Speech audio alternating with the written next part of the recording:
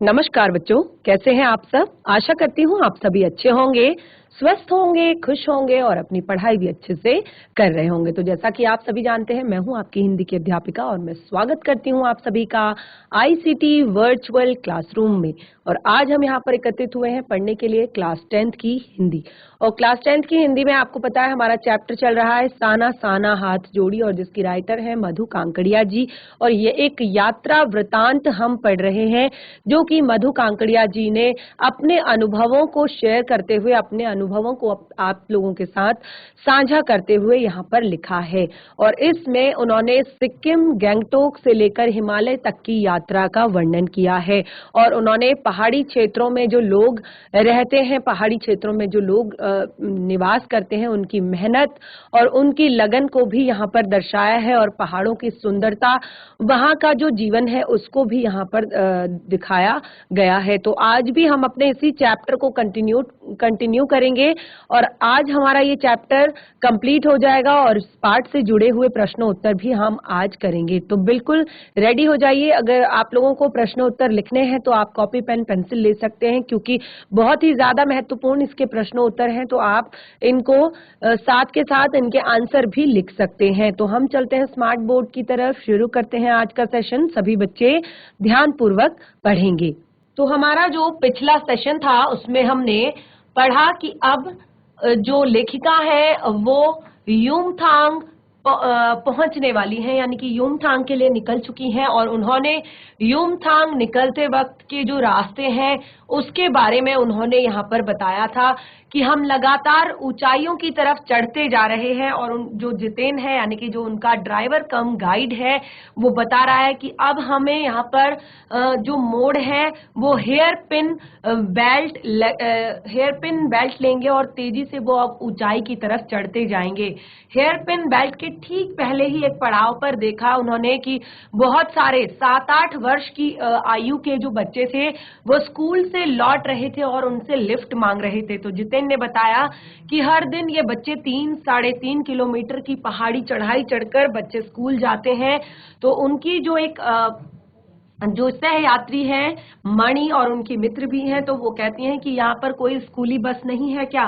तो जितेन यानी कि जो गाइड है और ड्राइवर है, उन्होंने कहा मैडम ये कोई मैदानी इलाका नहीं है, पहाड़ी इलाका है।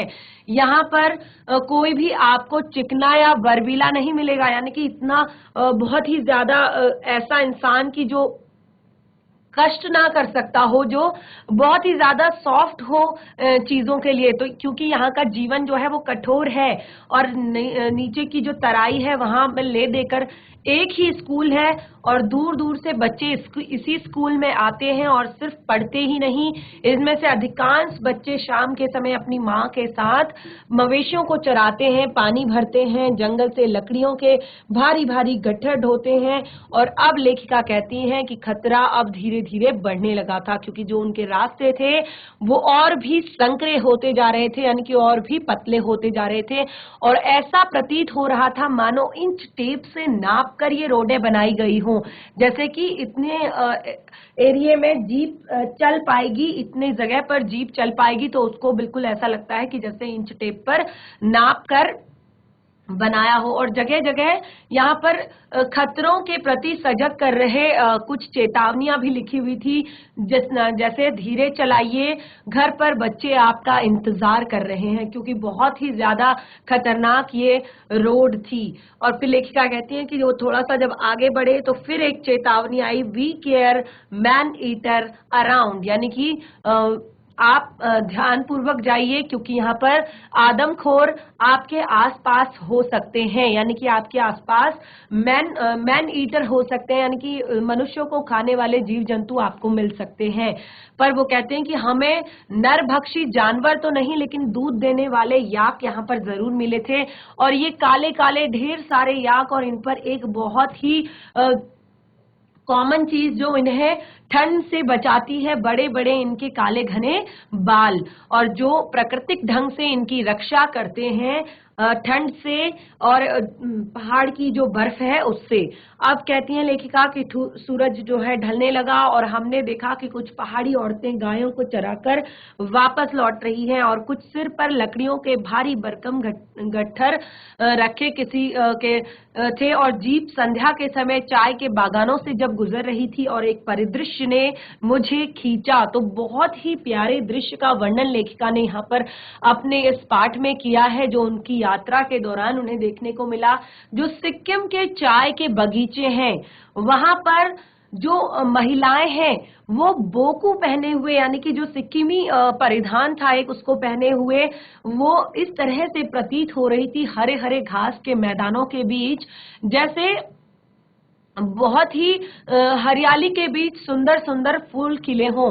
तो यहाँ पर एक महिला के बारे में उन्होंने वर्णन किया है कि सघन हरियाली के बीच चटक लाल रंग के का जो सूट पहने हुए एक बोकू पहने हुए एक महिला थी और वो किस तरह से प्रतीत हो रही थी मानो डूबते सूरज की स्वर्णिम और सात्विक आभा कुछ इस कदर इंद्रधनुषी छटा बिखेर रहा था कि लेखिका कहती हैं कि मैं मंत्र मुग्ध सी होकर चीख पड़ी, क्योंकि इतना अधिक सौंदर्य मेरे लिए असह्य था, यानी कि मैंने कभी इतना अधिक सौंदर्य नहीं देखा हुआ था।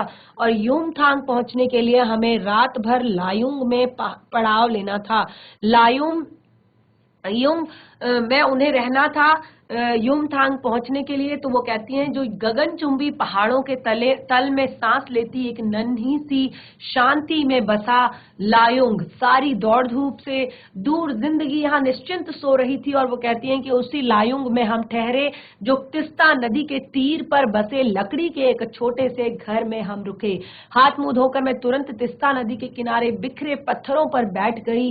सामने बहुत ऊपर से बहता झरना नीचे कल कल बहती तिस्ता नदी में मिल रहा था। और वो कहती है मंदम मंदम हवा चल रही थी, पेड़ पौधे झूम रहे थे, बादलों की परत ने चांद को ढक रखा था, बाहर परिंदे और लोग अपने घरों को लौट रहे थे। वातावरण बहुत ही ज्यादा अद्भुत और शांत था। मंदिर की घंटियों सी घुंघरुओं की झुंझुनाहट सी आंखें अनायास भर आई और ज्ञान का नन्हा सा बोधिसत्व जैसे भीतर उगने लगा। वहीं सुख शांति और सुकून है जहां अखंडित संपूर्णता है। पेड़ है, पौधे हैं, पशु हैं और आदमी सब अपनी अपनी लय ताल और गति में है। हमारी प्रकृति ने इसी लय ताल और गति से हमने अपनी हमारी जो पीढ़ी है उसने प्रकृति की इसी लय ताल और गति से खिलवाड़ करके एक अक्षम्य अपराध किया है। और अब लेखिका कहती हैं कि हिमालय मेरे लिए कविता नहीं, अब हिमालय मेरे लिए दर्शन बन गया। और अंधेरा होने से पहले किसी प्रकार मैं डगमगाती शिलाओं और पत्थरों से होकर तिस्ता नदी की धारा तक पहुंची और बहते पानी को उन्होंने कहती हैं कि मैंने अपनी अंजुली में भरा। और उन्होंने कहा कि बहुत लोग जो है पानी को उन्हें जो हमारी जो एक संस्कृति है, हमारी जो एक देश की संस्कृति है कि हाथ में अंजुली में जल लेकर लोग संकल्प करते हैं। तो वो कहते हैं जब मैंने उस जल को अपनी अंजुली में लिया तो मुझे भी कुछ चीजें याद आई और वो कहते हैं कि मुझे लगा कि मैं क्या संकल्प करूं, क्योंकि मैं संकल्प करने की स्थिति में नहीं थी। भीतर एक ही प्रार्थना थी कि कमजोर व्यक्ति की प्रार्थना थी और भीतर का सारा हलाहल था, सारी तामसिकताएं मेरी बह जाएं और इस बहती धारा में। और अब कहती हैं कि रात धीरे धीरे गहराने लगी। हिमालय ने काला कंबल ओढ़ लिया था।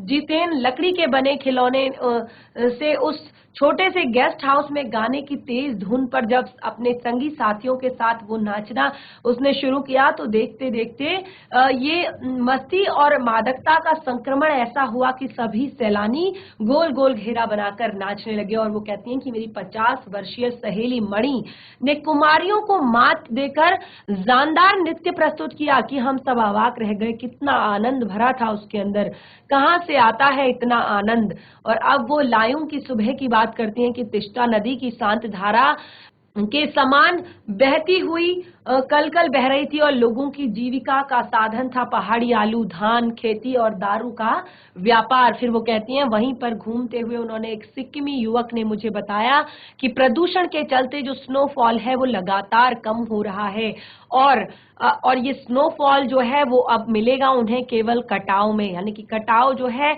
उसको भारत का स्विट्जरलैंड कहा जाता है। और फिर लेखिका कहती हैं कि हमारा जो कटाव का सफर है वो शुरू हो गया। रास्ते में पेड़, आकाश, घाटियां, सब पर बादलों की परत थी, सब कुछ बादलमय था और बादलों को चीरकर निकलती हमारी जीप और खतरनाक रास्तों के एहसास ने हमें मौन कर दिया था और उस पर हो रही बारिश। और वो कहती हैं, एक चूक और सब खल्लास, यानी कि अगर एक चूक हो जाए तो सब कुछ खत्म। तो इस तरह हमने अपनी पिछली क्लास का रिवीजन कर लिया है। जिस भी बच्चे ने क्लास को अटेंड नहीं किया होगा अपने पिछले सेशन में, वो भी इस समय पे पढ़ सकते हैं। फिर वो कहती हैं, सांस को रोके हम धुंध और फिसलन भरे रास्तों पर संभल संभल कर आगे बढ़ती जीप को देख रहे थे। हमारी सांस लेने की आवाजों के सिवाय आसपास जीवन का कोई पता नहीं था। फिर नजर पड़ी बड़े बड़े शब्दों में लिखी एक चेतावनी पर, if you are married, divorced, speed. तो वो कहती हैं कि इफ यू आर, वहां पर एक बहुत ही बड़े बड़े शब्दों में लिखा हुआ था, if you are married, divorced, speed. थोड़ी ही दूर आगे बढ़े कि फिर एक चेतावनी लिखी थी, दुर्घटना से देर भली, सावधानी से मौत टली। करीब आधे रास्ते के बाद धुंध छटी और साथ ही सृष्टि और हमारे बीच फैला सन्नाटा भी हटा। नार्गे उत्साहित होकर कहने लगा, कटाओ हिंदुस्तान का स्विट्जरलैंड है। और मेरी सहेली मणि स्विट्जरलैंड घूम आई थी। उसने तुरंत प्रतिवाद किया, नहीं, स्विट्जरलैंड भी इतनी ऊंचाई पर नहीं है और ना ही इतना सुंदर है। हम कटाव के करीब आ रहे थे क्योंकि दूर से ही बर्फ से ढके पहाड़ दिखने लगे। पास में जो पर्वत थे वे आधे हरे दिख रहे थे। लग रहा था वे जैसे किसी ने इन पहाड़ों पर पाउडर छिड़क दिया हो। कहीं पाउडर बची रह गई हो और कहीं वह धूप में बह गई हो। नार्गे ने उत्तेजित होकर कहा, देखिए, एकदम ताजा बर्फ है, लगता है रात में ही गिरी है यह बर्फ। थोड़ा और आगे बढ़ने पर अब हम पूरी तरह बर्फ से ढके पहाड़ देख रहे थे, साबुन के झाग की तरह सब ओर गिरी हुई बर्फ। अब वो कहती हैं, मैं जीप की खिड़की से मुंडी निकाल निकाल कर दूर दूर तक देख रही थी, चांदी से चमकते पहाड़। एकाएक जितेन ने पूछा, कैसा लग रहा है? तब मैंने जवाब दिया, राम रोछो। तो वह उछल पड़ा, अरे यह नेपाली बोली कहाँ से सीखी? अपनी भाषाओं के गर्व से उसकी आंखें चमक उठी, चेहरा इतराने लगा और तभी किसी ने चमत्कार की तरह यह हल्की हल्की बर्फ एकदम महीन महीन मोती की तरह गिरने लगी। तो वो कहती हैं कि जब जितेन ने मुझसे पूछा कि कैसा लग रहा है, तो मैंने जवाब दिया, राम रोछो, यानी कि बहुत अच्छा लग रहा है, बहुत अच्छा है। तो जब वो कहती हैं कि वो इस चीज को सुनकर एकदम से उछल पड़ा कि नेपाली बोलनी आपने कहाँ से सीखी, और अपनी भाषा के प्रति जो ये गर्व था वो उसकी आंखों में चमक उठा और उसका चेहरा जो है इतराने लगा। और तभी किसी चमत्कार की तरह, यानी कि लेखिका कहती हैं एक चमत्कार हुआ और हल्की हल्की जो बर्फ है एकदम महीन महीन मोती की तरह गिरने लगी। ताम्रो माया सेंधे मलाई सताउच, तुम्हारा प्यार मुझे सदैव रुलाता है।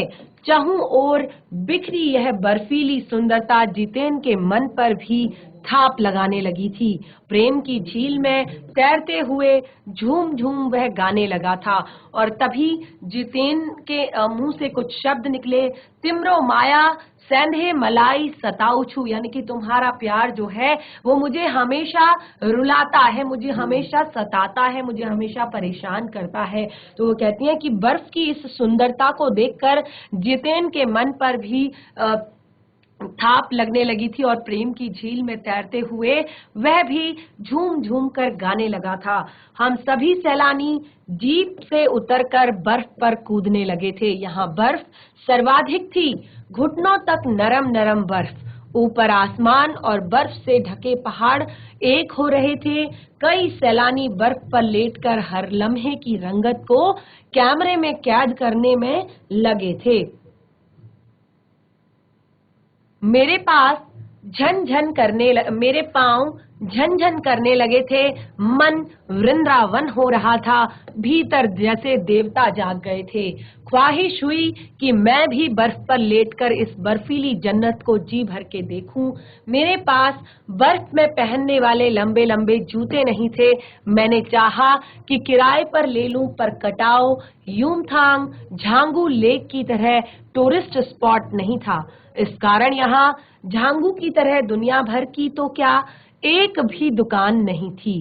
खैर, दनादन फोटो खिंचवाने के बजाय मैं उस सारे परिदृश्य को अपने भीतर लगातार खींच रही थी, जिससे महानगर के डार्क रूम में भी इसे फिर देख सकूं।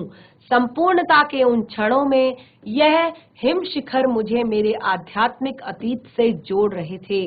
शायद ऐसी ही विभोर कर देने वाली दिव्यता के बीच हमारे ऋषि मुनियों ने वेदों की रचना की होगी, जीवन सत्यों को खोजा होगा, सर्वे भवन्तु सुखिनः का महामंत्र पाया होगा। अंतिम संपूर्णता का प्रतीक यह सौंदर्य ऐसा कि बड़ा बड़ा अपराधी भी इसे देख ले तो क्षणों के लिए ही सही करुणा का अवतार बुद्ध बन जाए। तो अब यहाँ पर लेखिका ने जो पहाड़ का सौंदर्य था, पहाड़ों की जो शांति थी, उसके बारे में यहाँ पर लिखते हुए कहा कि ये जो दृश्य यहाँ पर था, ये जो नजारा यहाँ पर था, इसकी शांति को देखकर ऐसा प्रतीत हो रहा था कि शायद उनका जो मन है वो ऐसा दिव्य और विभोर हो रहा था। वो कहती हैं कि शायद हमारे ऋषि मुनियों ने वेदों की रचना यहीं पर की होगी और जीवन के सत्यों को यहीं पर खोजा होगा और सर्वे भवन्तु सुखिनः का जो मंत्र है वो यहीं पर पाया होगा। और वो कहती हैं कि ऐसी संपूर्णता का प्रतीक ये जगह थी कि अगर यहाँ पर हम बड़े से बड़े अपराधी को लेकर आ जाएं, यानी कि जिसने बहुत बड़े बड़े क्राइम किए हों, जिसने बहुत से बड़े बड़े काम गलत, तो कुछ क्षण के लिए उसके अंदर करुणा का अवतार जो है महात्मा बुद्ध जो है जन्म ले लेंगे। महात्मा बुद्ध जो है वो बन जाएगा, भले ही कुछ देर के लिए ही सही। और तब वो कहती हैं कि तभी दिमाग में कौंधा कि मिल्टन ने ईव की सुंदरता का वर्णन करते हुए लिखा था कि शैतान भी उसे देखकर ठगा सा रह जाता था और दूसरों का अमंगल करने की वृत्ति भूल जाता था। मैंने मणि से पूछा क्या उसने पढ़ी है मिल्टन की कविता, पर मणि उस समय किसी दूसरे ही सवाल से जूझ रही थी। वह एकाएक दार्शनिकों की तरह कहने लगी, ये हिम शिखर जल स्तंभ है पूरे एशिया के। देखो प्रकृति भी किस नायाब ढंग से सारा इंतजाम करती है। सर्दियों में बर्फ के रूप में जल संग्रह कर लेती है और गर्मियों में पानी के लिए जब त्राही मचती है तो यही बर्फ शिलाएं पिघल कर जलधारा बनके हमारे सूखे कंठों को तरावट पहुंचाती है। कितनी अद्भुत व्यवस्था है जल संचय की। तो जो मणि थी वो किसी और क्योंकि वहां पर जितने भी सैलानी गए थे वो इस एक एक चीज को, एक एक पल को अपने अपने तरीके से जी रहे थे, अपने अपने तरीके से उसको अपने अंदर सजा रहे थे, संजो रहे थे। तो जब मणि से उन्होंने इस तरह की बात पूछी कि मणि क्या तुमने पढ़ी है मिल्टन की यह कविता की जैसी सुंदरता यहाँ पर है, तो ऐसी सुंदरता को देखकर कभी कभी शैतान भी जो है वो ठगा सा रह जाता है, यानी कि वो दूसरों का बुरा करने की जो वृत्ति है वो भूल जाता है इस सौंदर्य को देखकर। तो मणि लेकिन उस समय किसी दूसरे सवाल से जूझ रही थी, यानी कि उनके मन में तो संसार के लिए जो प्रकृति ने उपहार स्वरूप ये नैसर्गिक सुंदरता, ये नैसर्गिक एक व्यवस्था बनाई है कि किस तरह से ये हिम शिखर जो है जल स्तंभ है पूरी एशिया के, पूरी धरती के जल स्तंभ है। ये जब सर्दियां होती हैं तो ये शिलाओं के रूप में जल को यहाँ पर संचित कर लेती हैं और यही बर्फ पिघल कर गर्मियों में सभी लोगों के सूखे कंठों को तरावट पहुंचाती है। और वो कहती हैं कितनी सुंदर है ये व्यवस्था। मणि ने अभिभूत होकर माथा नवाया, जाने कितना ऋण है हम पर इन नदियों का, हम हिम शिखरों का, संसार कितना सुंदर। स्वप्न जगाते उन लम्हों में मैंने सोचा, पर तभी उदासी की एक झीनी सी परत मुझ पर छा गई। उड़ते उड़ते बादलों की तरह पत्थर तोड़ती उन पहाड़ियों का ख्याल आ गया और आत्मा की अनंत परतों को छीलता हुआ हमारा यह सफर थोड़ा और आगे बढ़ा कि तभी देखा इक्की दुक्की फौजी छावनियां। ध्यान आया कि यह बॉर्डर एरिया है और थोड़ी दूरी पर ही चीन की सीमा है। एक फौजी से मैंने कहा, इतनी कड़कड़ाती ठंड में, यानी कि उस समय तापमान -15 डिग्री सेल्सियस था, यानी कि -15 डिग्री सेल्सियस, बहुत ही ज्यादा ठंड, तो आप लोगों को बहुत तकलीफ होती होगी। वह हंस दिया और एक उदास हंसी, आप चैन की नींद सो सकें इसीलिए तो हम यहाँ पहरा दे रहे हैं। फेरी भेटूला, यानी कि फिर मिलेंगे, कहते हुए जितेन ने जीप चालू कर दी और थोड़ी देर बाद ही फिर दिखी एक फौजी छावनी जिस पर लिखा था, we give our today for your tomorrow. हम अपना आज तुम्हारे कल के लिए दे रहे हैं, यानी कि आपका भविष्य सुरक्षित हो सके इसीलिए हम अपने वर्तमान को न्यौछावर कर रहे हैं। मन उदास हो गया, भीतर कुछ पिघलने लगा। महानगर में रहते हुए कभी ध्यान नहीं आया कि जिन बर्फीले इलाकों में बैसाख के महीने में भी 5 मिनट में ही हम ठिठुरने लगे थे, हमारे ये जवान पूष और माघ में भी, जबकि सिवाय पेट्रोल के सब कुछ जम जाता है, तैनात रहते हैं और जिन संकरे घुमावदार खतरनाक रास्तों से गुजरने भर में हमारे प्राण कांप उठते हैं, उन्हीं रास्तों को बनाने में न जाने कितने जीवन अपनी मियाद के पूर्व ही खत्म हो गए हैं। मेरे लिए यह यात्रा सचमुच ही एक खोज यात्रा थी। पूरा सफर चेतना और अंतरात्मा में हलचल मचाने वाला था। बहरहाल अब हम लायुंग वापस लौटकर फिर युमथांग की ओर। जितेन कुछ दिन पूर्व ही नेपाल से ताजा आया था। युमथांग की घाटियों में एक नया आकर्षण जुड़ गया था। ढेरों ढेर प्रियुता और रूडेडेडू के फूल। जितेन बताने लगा, बस 15 दिनों में ही देखिएगा, पूरी घाटी फूलों से इस कदर भर जाएगी कि लगेगा फूलों की सेज रखी हो। ये सारे रास्ते अपेक्षाकृत चौड़े थे, इस कारण खतरों का एहसास कम था। इन घाटियों में कई बंदर भी दिखे, कुछ अकेले तो कुछ अपने बाल बच्चों के साथ। बहरहाल घाटियां, वादियां, पहाड़ों और बादलों की आंख मिचोली दिखाती, पहाड़ी कबूतरों को उड़ाती हमारी जीप युमथांग पहुंची तो हम थोड़े निराश हुए। बर्फ से ढके कटाव के हिम शिखरों को देखने के बाद युमथांग थोड़ा सा फीका लग रहा था और यह भी एहसास हुआ कि मंजिल से कहीं ज्यादा रोमांचक होता है मंजिल तक का सफर।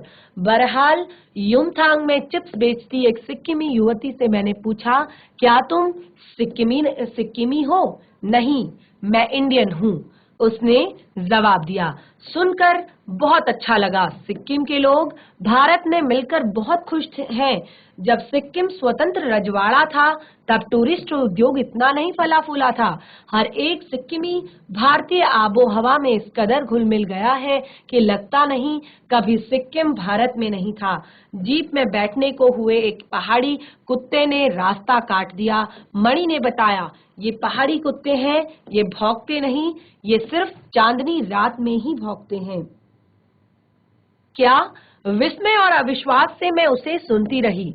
क्या समुद्र की तरह कुत्ते भी पूर्णिमा की चांदनी कामनाओं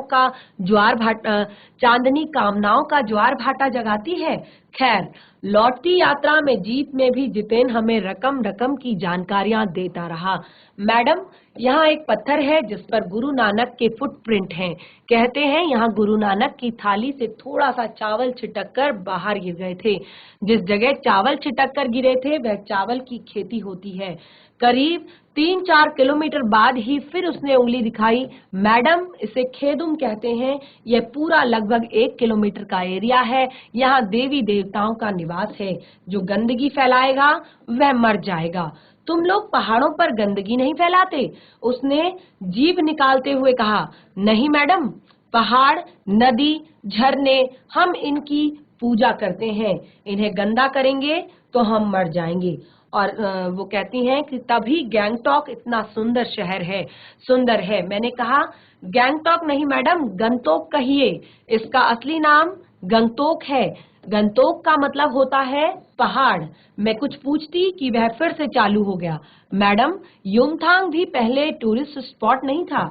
यहाँ तो सिक्किम जब भारत में मिला उसके कई वर्षों बाद भारतीय आर्मी के कप्तान शेखर दत्ता के दिमाग में आया कि यहाँ सिर्फ फौजियों को रखकर क्या होगा, घाटियों के बीच रास्ते निकालकर इसे टूरिस्ट स्पॉट बनाया जा सकता है।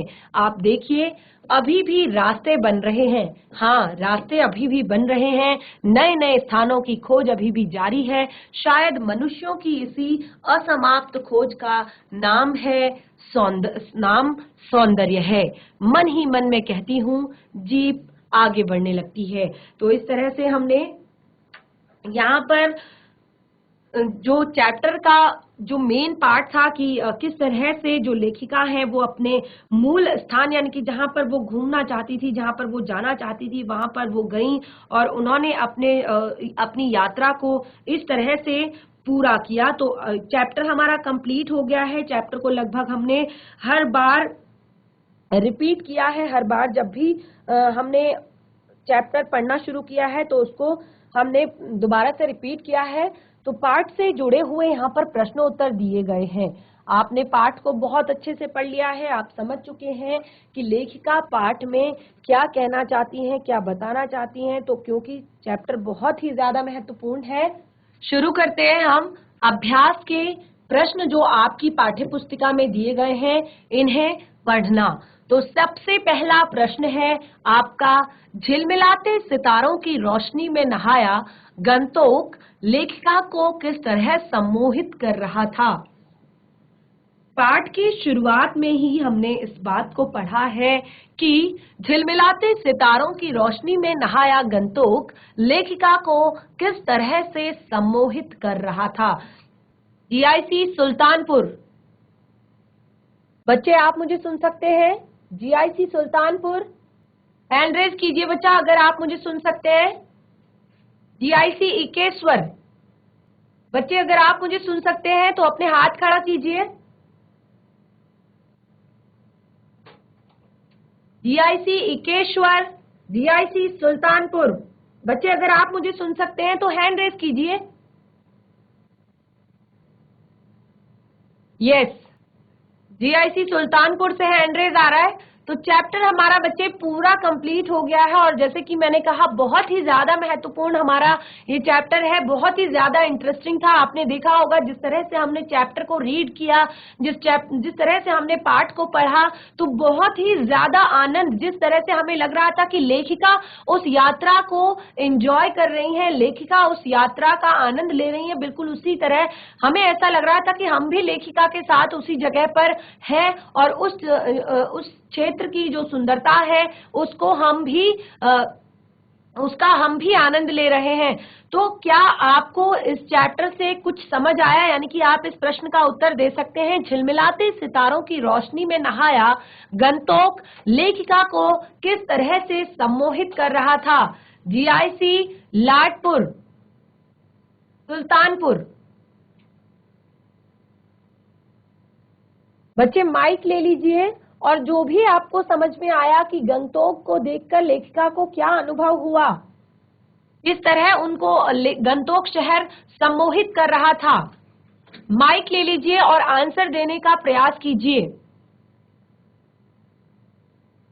जीआईसी इकेश्वर, क्या बच्चे आप मुझे सुन सकते हैं? Yes, very good, very good. Yes बच्चे माइक ले लीजिए। इकेश्वर, माइक को प्रॉपर ऊपर की तरफ ऑन कीजिए बच्चा। यस, माइक को प्रॉपर ऊपर की तरफ ऑन कीजिए। यस, झिलमिलाते सितारों की रोशनी में नहाया गंतोक शहर लेखिका को किस तरह से सम्मोहित कर रहा था।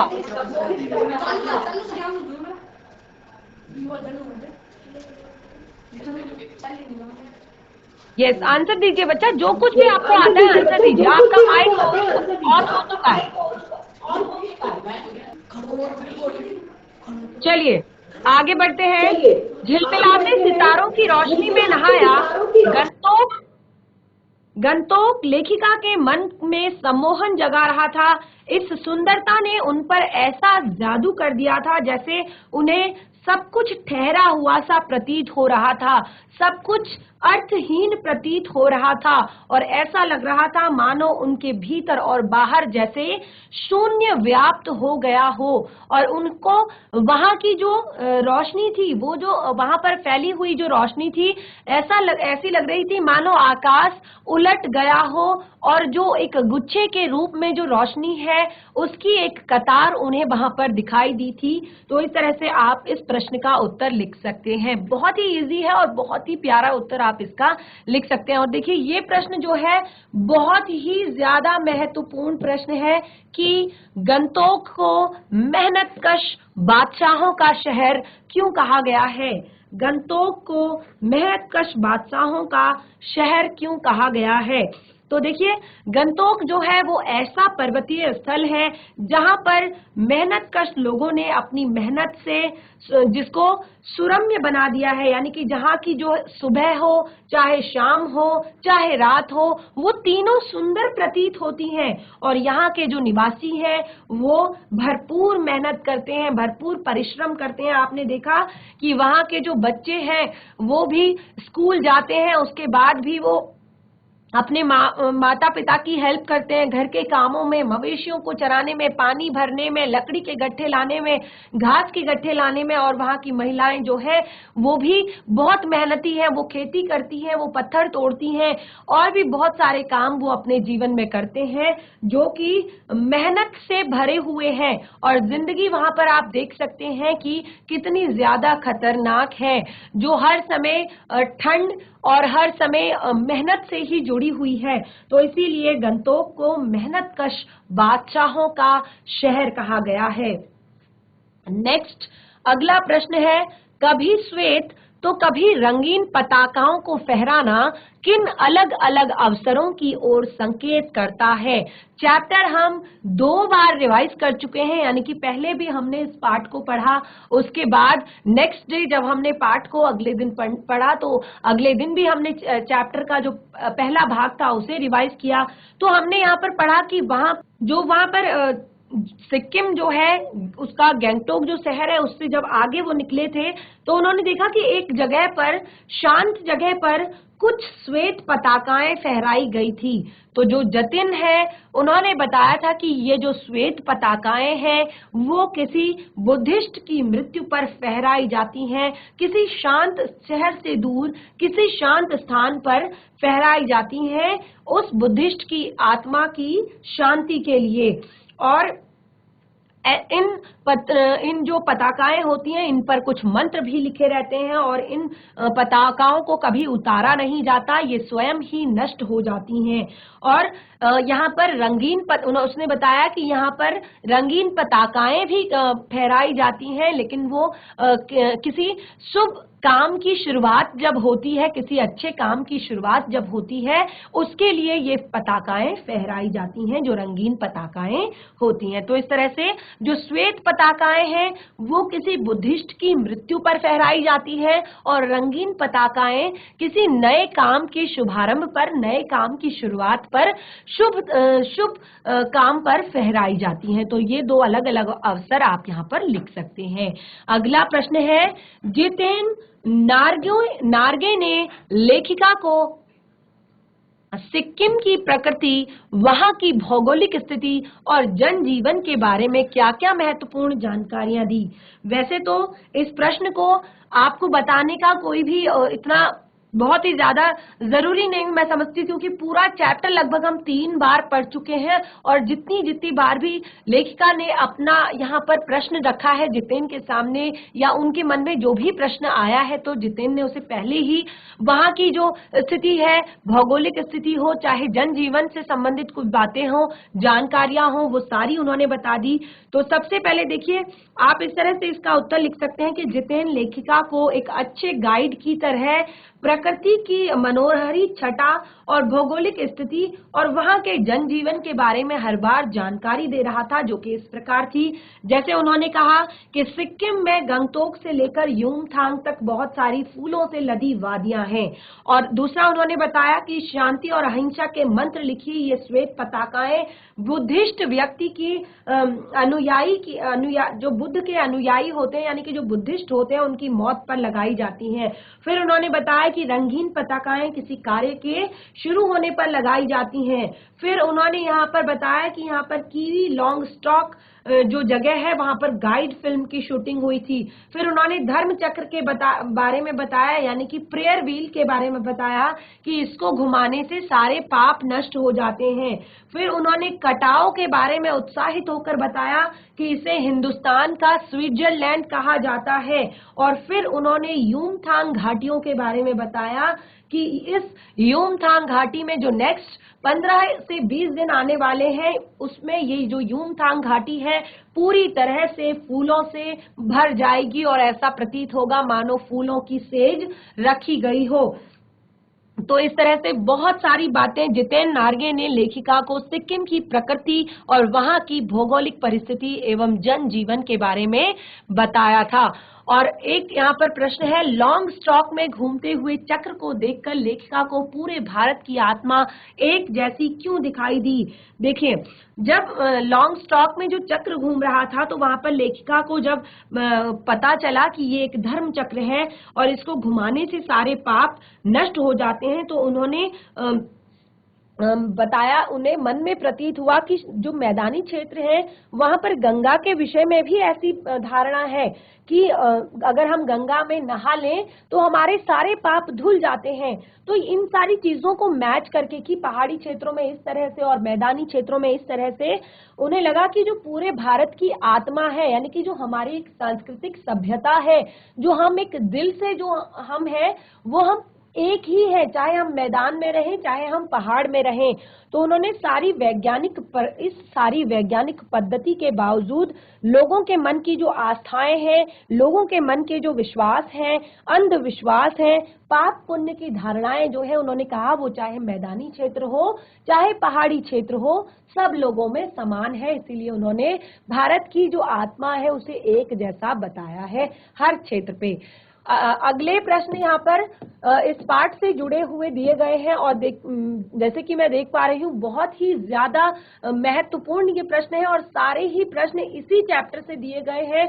तो जैसे यहाँ पर प्रश्न दिया गया है, नार्गे की गाइड की भूमिका के बारे में विचार करते हुए लिखिए कि गाइड में एक क्या क्या गुण होते हैं। अपने शब्दों में लिखना है। अगला जो हिमालय का जिन जिन रूपों में चित्र खींचा गया है और लेखिका को देखकर आपको कैसी अनुभूति होती है, प्राकृतिक सौंदर्य और अलौकिक आनंद में डूबी लेखिका को कौन कौन से दृश्य झकझोर करते हैं। तो ये सारे प्रश्न जो है लगभग वो इस तरह से है कि अगर आपने पाठ को अच्छे से पढ़ा है, समझा है, तो आप इन सारे प्रश्नों के उत्तर दे सकते हैं। और जो कुछ भी आप जानते हैं कि गाइड की क्या भूमिका होनी चाहिए या यात्रा वृतांत में हिमालय का जिन जिन रूपों में चित्र खींचा है, वो अपने शब्दों में आप लिख सकते हैं।